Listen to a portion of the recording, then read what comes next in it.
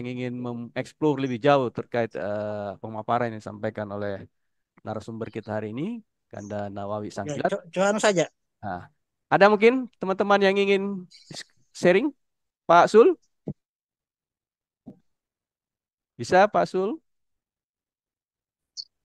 Siap. Oke. Ah, silakan. Ya, Siap-siap, Kak. ya, Terima silakan. Ya, kasih. ya. Assalamualaikum warahmatullahi wabarakatuh. Selamat Namo Buddhaya. Ya, luar biasa misalnya kalau dari penjelasannya Kak Awi tadi tentang lu. Cuman saya pernah ada juga ini, kan ada beberapa versi nih.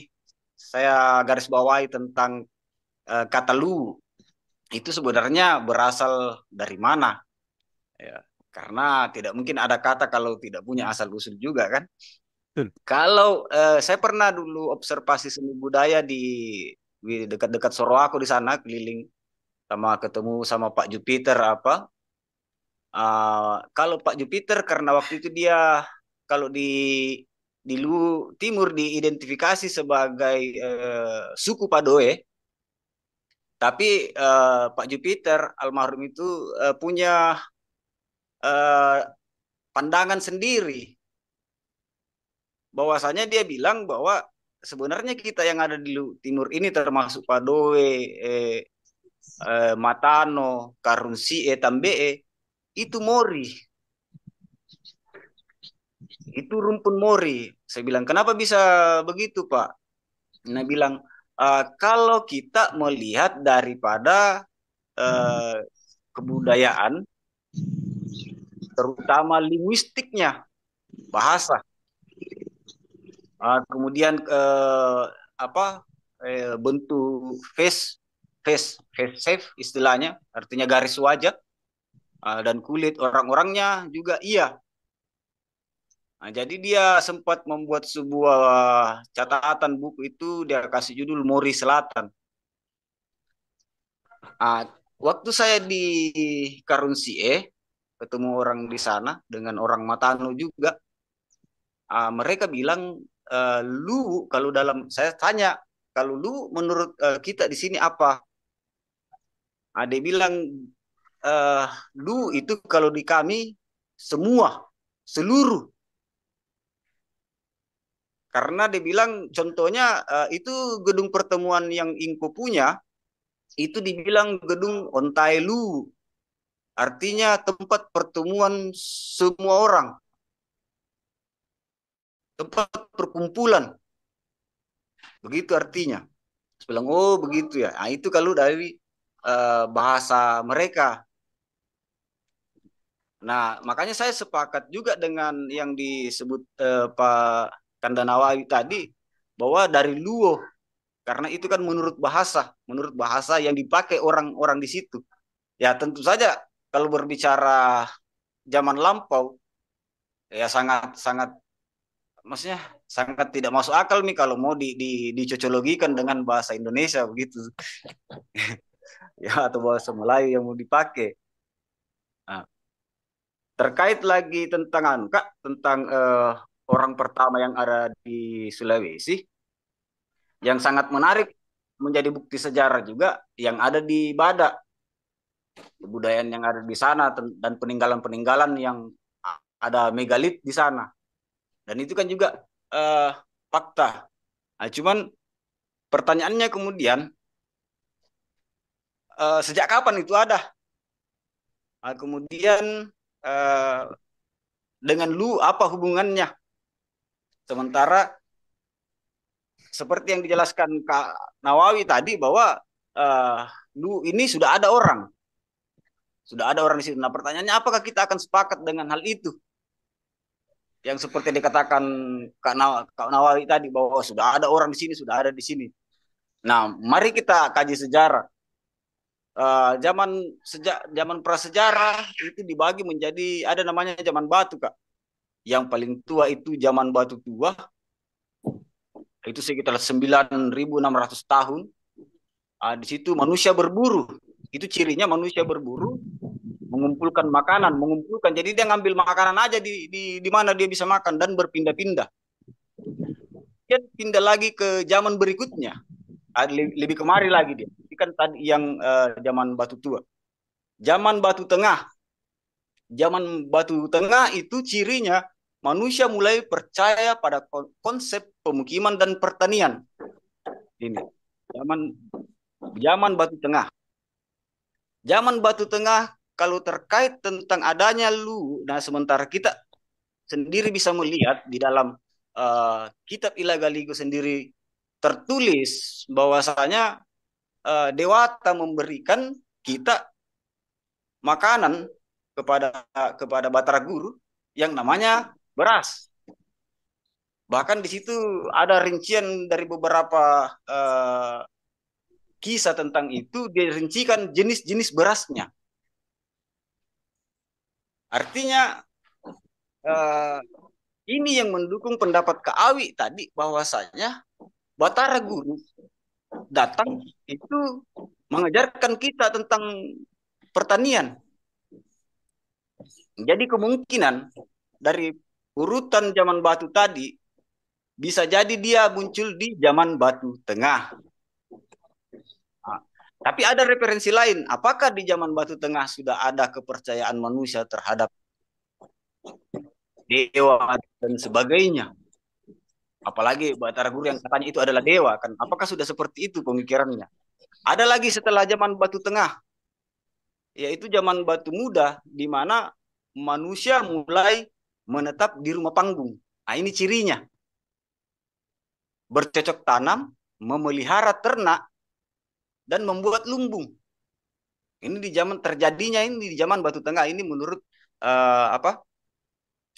Ya pendidikan tentang zaman sejarah lah, pendidikan sejarah yang ada di sekolah-sekolah. Nah, itu di zaman batu muda. Nah, pertanyaannya tentang megalitik yang ada di Poso itu kapan?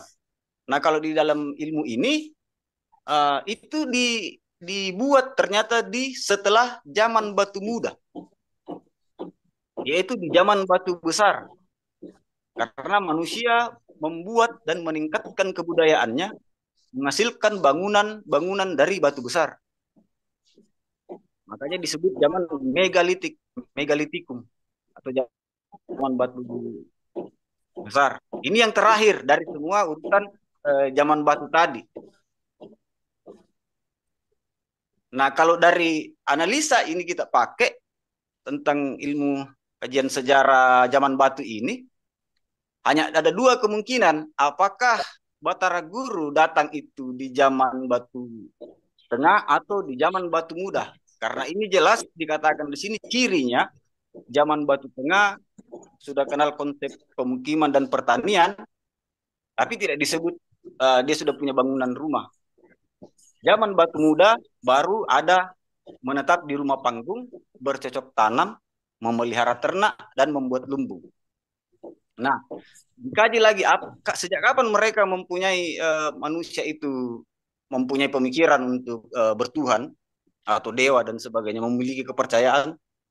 Ternyata itu sejak zaman prasejarah, sebelum zaman batu memang sudah seperti itu. Memang sudah ada memang orang mau memuja-muja seperti itu. Mungkin mungkin seperti itu dulu Kak untuk tanggapan Oke, mendukungannya Kak makasih. Awi tadi tentang kedatangannya. Ya, Ya, makasih kedatangannya tanggapan Batara dari Guru. Bang Sul. Ya, menarik sekali. Jadi jelas sekali pembagian apa priorisasi zaman Neolitikum ya, zaman Ya, perubahan dari batu muda, batu tengah dan seterusnya tadi ya. Jadi beliau Kanda Dinda Zul ini memprediksi bahwa Batara Guru itu udah ada di zaman apa tadi batu muda ya, batu ya, antara itu ya. batu tengah dan Batu batu tengah. muda. Batu Antara tengah dan batu batu tengah dan muda batu di muda. mana pada saat itu orang sudah mengenal bercocok tanam ya. Jadi Ya. dari mereka sudah bisa bercocok tanam. Oke, apa Kanda Nawawi bisa dengar? Mungkin bisa ditanggapi. Anu, saya dengar kalau bisa sekalian saja dengan anu karena kita waktu nanti siapa namanya Agus Salim. Oke, mungkin Pak Agus Salim Ada Pak, ada iya tanggapan sekalian Pak saja. Agus Salim. Hmm. Siapa? Oke, silakan Pak Agus. Ya. Nah, kalau menurut saya pribadi artinya kan yang bentar, yang kayak itu yang dimaksud tadi yang awal peradaban dulu itu artinya kalau dibilang terkait tentang Manurung kan kalau saya lihat ini kalau Bang Nawawi kan eh, condongnya ke Wutu begitu, condongnya ke Wutu. Art- artinya eh, memang memang cikal bakalnya kan memang di Usu Usu tapi kalau orang-orang dulu kan mungkin hebat-hebat lah, hebat-hebat di zamannya apalagi kayak apalagi namanya sudah berapa turunan itu yang kayak Opul 5 bersaudara itu kan sudah titisan titisan keberapa itu begitu. Makanya saya bilang kalau yang dibilang peradaban lu itu saya masih belum mana juga artinya saya tidak bisa eh, belum tahu artinya bagaimana tapi kalau yang terkait Batara Guru itu dia itu awalnya dia dari langit begitu, dia dari langit sang penguasa sang penguasa di langit makanya ada namanya apa namanya bumi atas bumi bawah begitu bang, bumi tengah bumi tengah. Nah, itu yang itu yang pernah saya dengar bumi tengah bumi atas. Kalau yang di bawah tanah itu saya dapat saya lupa juga namanya artinya yang kalau Batara Guru itu dia turun sang sang penguasa dari langit, eh, sang penguasa dari langit turun terus tepatnya di Luwu Timur eh, untuk yang terkait masa kemajuan Bau Lipu mungkin ada fase pastinya ada fase akhirnya bisa berhubungan dengan kemajuan Bau Lipu mungkin pada saat abad keberapa lah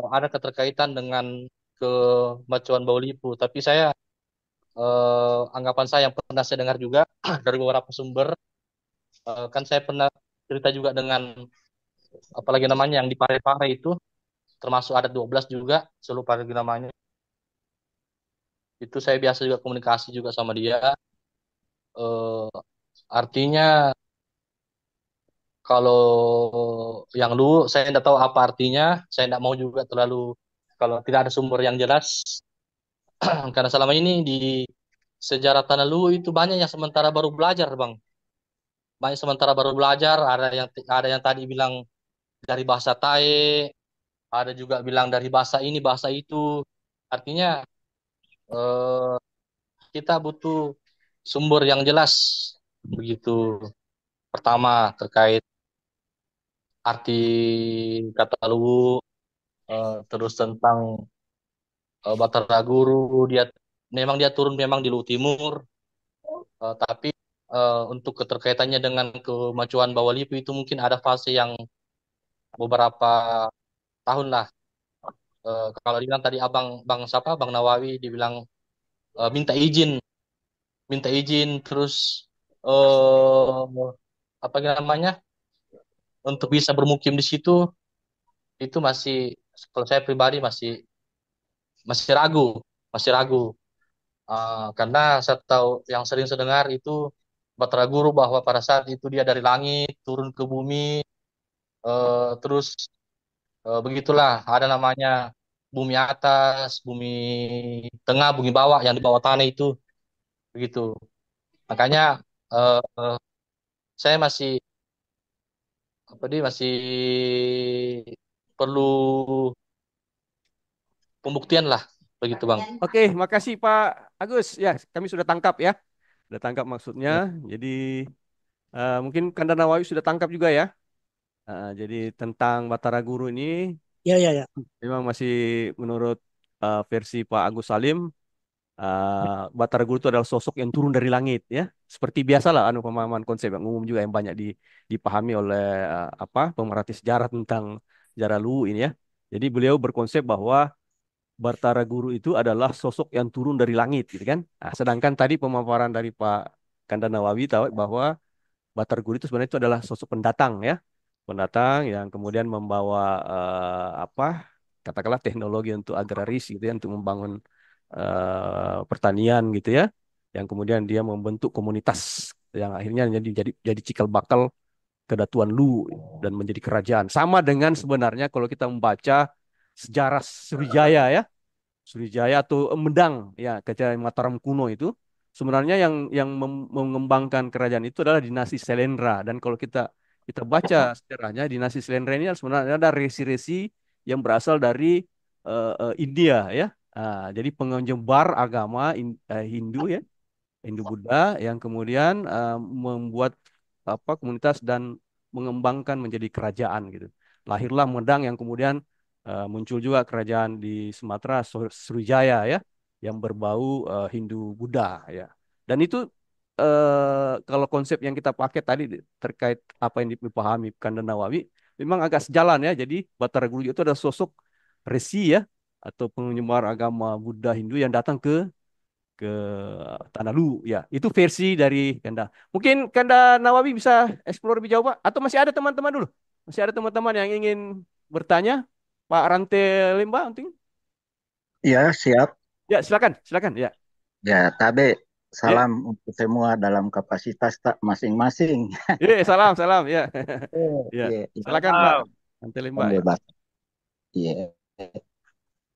Menarik dari bahasan awal yang saya ikuti, baik pengantar, dari Komipua, dari Puan Wawi, dari kita yang sudah memberi testimoni.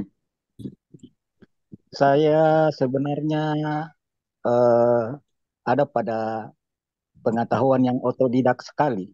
Iya, saya perlu perjelas dahulu supaya ketika ada yang bias kita mana yang luruskan gitu. Ya Pak, ya, ya.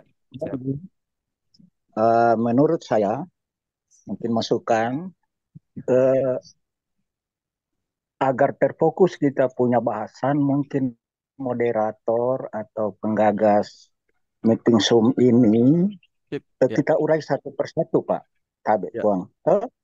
Kita urai satu persatu dalam persepsi kita, gambaran kita untuk memunculkan satu kajian yang bisa menjadi sumber resmi untuk jadi berikutnya mungkin untuk keilmiahannya. Hmm. Karena saya akan artinya tidak mempertentangkan yang sudah disampaikan. Tetapi coba saya mengungkap dulu peradaban Luwu ini bagaimana. Karena memang kita multi etnik, multi budaya seperti Pua Awi tadi sudah sampaikan. Jadi saya kembali ke konsep Omanuru dulu. Tentu ini saya bercerita berdasarkan kearifan lokal kami atau Pamona yang memang walaupun banyak orang Pamona di Tanah Poso, tetapi menjadi perdebatan juga apa yang dari Poso kemari ke Tanah Lu atau yang dari Tanah Lu ke Tanah Poso menjadi orang Pamona. Jadi saya berbicara dulu berdasarkan agama suku. Agama suku orang Pamona untuk menjadi landasan historinya mungkin eh, juga menceritakan semacam asal usul, asal usul. Jadi ada 3 fase. Ada yang disebut toriu. Ini kalau konsep bahasa Pamona, toriu adalah fase kedua. Yang awalnya adalah toliu. Toliu ini dalam kosa kata bahasa Pamona yang lewat. Ini ada 3 sosok pribadi dalam kisah itu. Dan satu penandanya adalah nama Kampung Togo yang ada di Wasuponda. Kalau kami menyebut orang itu kami sapa dengan Kai. Ada 3 dulu. Toliu. Liu ini maksudnya dia hanya lewat. Konsep lewat ini adalah dalam tutur itu manusia bawah bumi yang muncul ke permukaan dunia tengah. Tadi sudah disinggung saudara siapa ya? Tabe tuh sudah di. Nah, jadi konsep bumi ini tiga yang satu. Atas itu bumi, tengah itu juga bumi, bawah itu juga bumi. Jadi yang muncul pertama orang yang hanya lewat yang disebut Toliu, bukan orang laut, tiga sosok. Itu kami sebut Kai Pagara satu. Terus Kai Samara satu, bernama Samara. Yang ketiga Kai Togo. Kai Togo inilah yang menyimpan tanda di bumi tengah berupa tanaman jarak. Dan itu penanda besi, Tabe. Sehingga tidak bisa dipungkiri bahwa di daerah Togo, wilayah Wawondula ke atas Semani Sorako yang lebih dikenal ini, memang pusat besi suka atau tidak suka. Karena di situ mula datangnya ini manusia bawah bumi. Nah, manusia bawah bumi menurut agama suku Lamoa itu disebut Toaralindo, manusia di bawah bumi, begitulah namanya kepercayaan tua tuh. Iya, Jadi iya, ya. iya. Nah, ini Liu, dia hanya lewat karena dia lihat oh belum ada manusia, kosong, hampa tadi sudah disebut. Dari masa hampa ini mulailah masuk era Toriu. Nah, sumber-sumber dari mana ini datangnya Toriu ini juga masih menjadi misteri dan belum bisa saya sampaikan penandanya bagaimana, penanda alamnya. Kalau yang tiga tadi penanda alamnya itu Togo. Itu ada desa Togo. Sekian kilometer dari Malili kalau ke Sorowako. Itu asal mula nama Togo. Dari kata Togo ini ta Togo. Ta Togo. Tiga yang muncul. Nah, ini kalau versi-versi kisah-kisah. Melanjut ke Toriu. Oh, Toriu ini ada 5. Nah, inilah masuk kalau kami menyebut zaman-zaman walia. Manusia-manusia walia. Nah, dari kata wali dan A. Dengan bahasa Pamonanya, wali ini maksudnya orang-orang yang diberi kelebihan khusus. Bapak lagi Kelebihan khusus artinya mereka ini kedikdakyaan khusus. Begitu. Jadi ada 5. Ini mungkin bisa akan dikatakan cocologi. Jadi yang tertua itu Kai Waliane. Namanya Itaparasa. Yang kedua Kai Walili. Yang ketiga Kai Morowali. Yang keempat Kai Polewali. Ada 5 itu dari kata wali-wali mereka. Tapi tabe bukan wali dalam konsep tabe ya. Dalam konsep agamawiyah samawiyah. Bukan. Wali dalam arti bahasa kami itu mengatakan sesuatu yang dia ucapkan, apapun itu wujudnya, dapat dirubah wujudnya dan lalu serta-merta bisa menjadi sesuatu. Nah, itulah ada manuru di situ. Jadi sesuatu yang ditunjuk, sesuatu yang dikatakan akan ikut kepada apa yang dia tunjuk dan apa yang dia ungkapkan. Itulah mungkin resi-resi punya 9 indera mungkin secara manusia. Iya, iya, iya. Jadi ada itu 5. Lalu muncul yang disebut tadi ontokna. Dengan kosakata yang lain saya tidak masuk ke situ. Ontokna ini adalah manusia yang datang dan sudah tinggal. Onto ini dari kata meonto. Datang tinggal. Ada kan datang pergi. Itu tadi Toliu. Nah, ada yang datang sebagai pendahuluan. Karena yang Liu ini pergi kembali. Pulang kembali. Nah, jadi itu sedikit gambaran. Jadi Toonto ini, yang Teonto ini dalam bahasa Pamonanya 2. Pua Batara Guru dan Pua Batara Latu. Itu era To Manuru. Dia punya anak dibilang Tau Manuru kalau kami. Karena ini akan berkaitan dengan kisah-kisah agama suku sebenarnya juga kalau dalam konsep Pamona, walaupun Pamona tidak memiliki tulisan naskah Lagaligo Ya, ya. yang tertulis di atas lontara. Ini Yang konsep agamanya Limoa ya Pak ya? Yang Pak Lamoa Kurake, Limoa ya? Oke. Lamoa, Lamoa. iya, Kurake. Sayang ini agama suku Pamona dan Wotu ini punah. Oh, Iya, iya, iya, iya. punah itu. Tinggal konsep-konsep saja yang dari hasil penelusuran dan pencarian saya kepada sepuh-sepuh yang masih bisa kembali ke kata luo yang menjadi luo. Kalau kami itu kosakatanya dari kata loe dan wuwu Boleh. dan wuwu. Iya. Iya, iya. Loe ini berpengertian kalau dalam agama suku itu tanah kayangan. Jadi tanah kayangan yang turun ke bumi tengah. Ini pengandaian. Sehingga suka atau tidak suka menurut telisik saya bahwa khusus bumi Batara Guru ini tanahnya mulai dari kandungan bawah tanahnya, atas tanahnya, itu sangat-sangat bagai tanah apa ya, kayak istilahnya ada lagu tanah Papua itu, nah, Samrut Katulistiwa kah apa, jadi memang sangat tanah yang subur.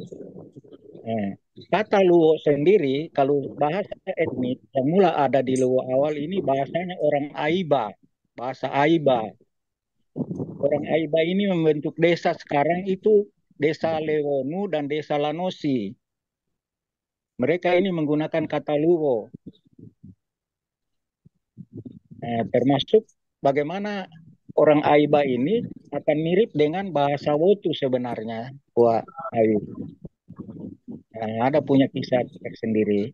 Jadi memang kontekstual kebahasaan dari mana kata Luo ini memang beraneka ragam versi dengan beragamnya etnik yang ada di sekarang kita sebut Tanah Luo.